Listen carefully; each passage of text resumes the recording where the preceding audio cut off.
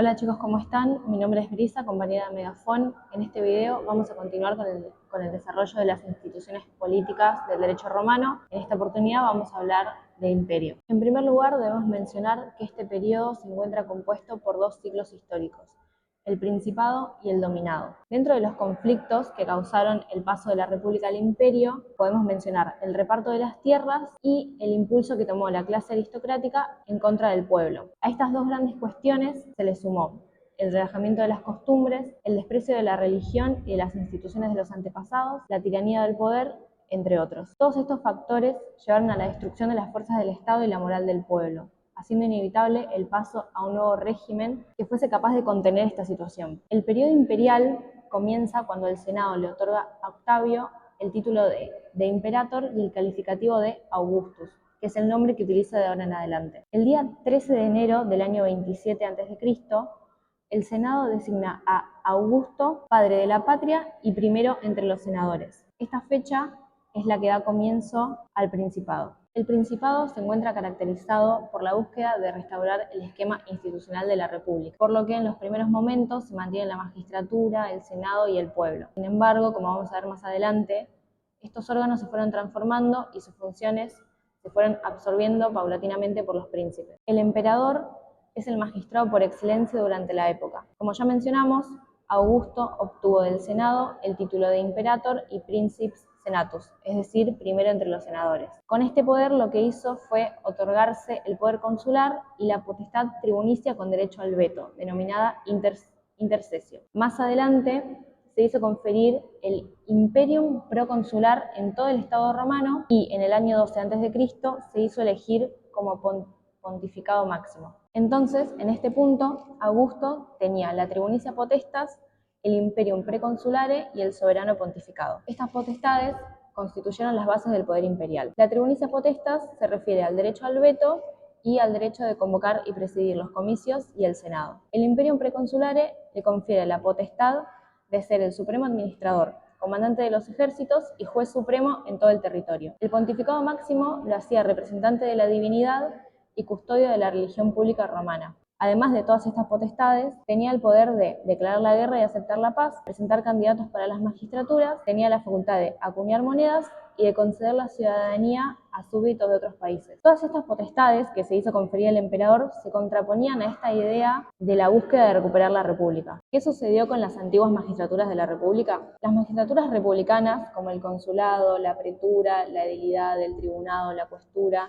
mantuvieron lo esencial de sus poderes. Sin embargo, gradualmente fueron perdiendo algunas de sus funciones características que terminaron siendo transmitidas al emperador. La magistratura que mantuvo por más tiempo sus funciones fue la pretura, ya que continuaba en el ejercicio de la jurisdicción civil y continuaron publicando edictos hasta la época del emperador Adriano. El Senado, durante la etapa imperial, continúa siendo el órgano esencial de gobierno sin que sus atribuciones se vean afectadas, salvo en lo relacionado a la política exterior, ya que pasó a manos del príncipe. El mayor cambio se vio en lo relacionado a la administración del territorio, ya que el Senado se reservó el control sobre toda Italia y en relación a las provincias se las repartió con el emperador. Esto quiere decir que pasaron a existir provincias imperiales y provincias senatoriales. Esta situación hizo que se denomine esta etapa diarquía imperial, ya que se consideraba que la dirección del Estado estaba dividida esencialmente en dos órganos, el príncipe y el Senado. Los comicios, en un primer momento, conservaron sus funciones legislativas y electorales. Durante la época de Augusto se promulgaron leyes relativas al ordenamiento de instituciones de derecho público y de derecho privado. Sin embargo, durante la época de su sucesor Tiberio, el comicio dejó de funcionar y el Senado terminó por absorber la función legislativa. La reducción de las antiguas instituciones políticas republicanas tuvo como consecuencia el crecimiento de una organización burocrática que se encontraba constituida por los funcionarios imperiales. Los funcionarios imperiales actuaban como delegados del emperador, no tenían carácter de magistrados, ya que carecían de autoridad propia y eran nombrados y removidos por el príncipe. En este contexto surge el Consejo Imperial, el cual asistía al emperador en el ejercicio de su autoridad administrativa y judicial. Se encontraba integrado por miembros de la familia imperial, senadores, ciudadanos prestigiosos y jurisconsultos. Por otro lado, podemos mencionar un funcionario ejecutivo denominado prefecto del pretorio, el cual se encontraba situado en el primer rango dentro del aparato administrativo estatal. Era jefe de la Guardia Imperial y actuaba como juez supremo del imperio cuando el emperador le delegaba su poder. ¿Cómo pasamos a la etapa del dominado? A las diversas causas que fueron destruyendo al régimen político del Principado las podemos clasificar en exteriores e interiores. En lo que refiere a las causas exteriores, se sucedían diversos ataques por bandas extranjeras que devastaban los campos y destruían las ciudades. Por ejemplo, la gran amenaza de los pueblos bárbaros. Mientras que en el interior se atravesaba una crisis económica, social y espiritual y se desarrollaba una gran pérdida del sentido de la ciudadanía. En este contexto es que se da la gran crisis del siglo III, la cual refiere a una de las épocas más sombrías de la historia de Roma, que culminó con el advenimiento de Diocleciano en el año 284. Entonces, podemos concluir que el Principado se desarrolla desde el año 27 a.C., con Octavio, hasta el año 284, donde asume el poder Diocleciano. Diocleciano fue proclamado emperador por su ejército en noviembre del año 284. Él estaba convencido de que para recuperar el prestigio del imperio, superar la crisis del siglo III y terminar con las amenazas exteriores, era necesario dotar al soberano de los más altos poderes políticos. A partir de este momento, el emperador no es un gobernante que actúa como un órgano más del Estado,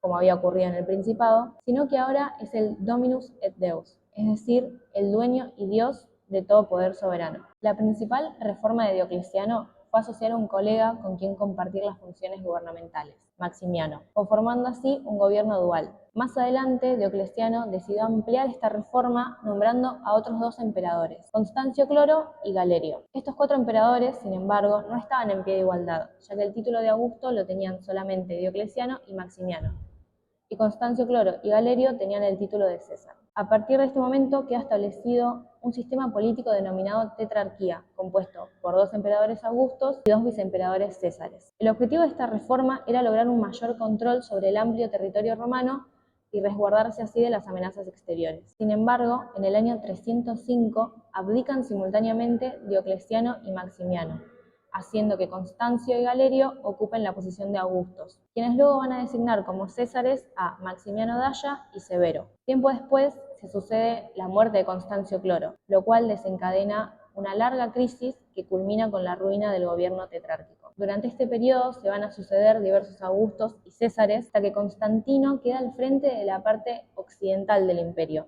y le cede a Liciano la parte oriental. Sin embargo, rápidamente van a surgir conflictos entre ellos y Constantino termina por vencer a Liciano. El principal suceso que se da durante el gobierno de Constantino es el traslado de la capital del imperio de Roma a Bizancio, que desde el año 330 se llamó Constantinopla en honor al emperador Constantino. Este suceso finalmente declara el triunfo de las ideas orientales que tenían los diversos emperadores del periodo del dominado. Para una mejor administración del territorio, Constantino dividió el imperio en 4 grandes prefecturas: Oriente, Iliria, Italia y las Galias. En la cuestión religiosa, Constantino convirtió al imperio al cristianismo, proclamándolo como la religión oficial del Estado. 2 hechos históricos se sucedieron durante el periodo del dominado: la división del imperio y la invasión de los pueblos bárbaros. La invasión de los pueblos bárbaros tuvo como consecuencia la caída del imperio de Occidente en el año 476, fecha que da comienzo a la Edad Media. En relación a la división del imperio romano, podemos mencionar a